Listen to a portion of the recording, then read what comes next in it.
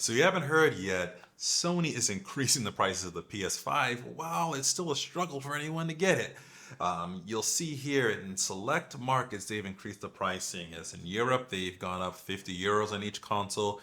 UK is about 30 pounds per console. In Japan, it's about 5,000 yen per. In China, 400 won per. 50 Australian dollars in Australia for that. 1,000 Mexican pesos in Mexico. And Canada, they're doing about 20 Canadian dollar increase between each one of the consoles.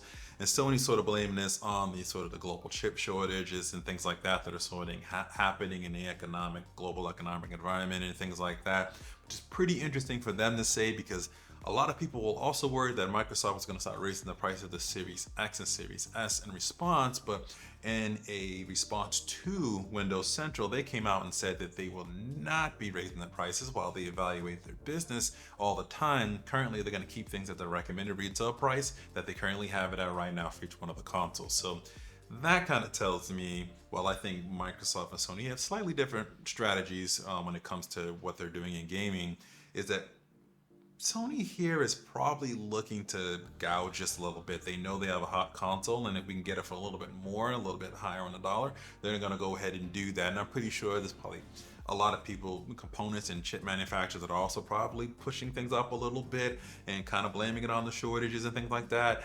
And that's the reason why they're sort of boosting these prices up here. It really sucks for people that live in these places that are probably already struggling to try to get these consoles and want them and now have to pay even more for them. There isn't any sort of time limit or how long these price increases are going to stay.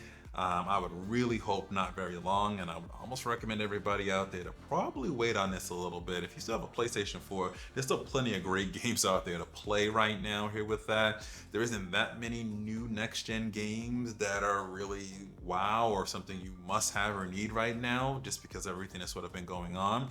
So I would recommend probably just holding off and waiting for these prices to come down, waiting for good deals to come by for these sort of things, because this is just, to me, honestly, price gouging and trying to make some weird excuse and blame something else for it when they didn't do this at all pretty much during the heightens of the issues that were going on in the world, and are kind of waiting to when things are winding down a bit for them to kind of put this out there. I find that a little bit suspect, but let me know what your thoughts are here in the comments about. But that's not only the big Sony news that's out right now. They have finally put out, or going to be putting out, a Pro controller, the DualSense Edge, and in this video right here, I talk about that. It's really interesting and I can't wait to get my hands on it.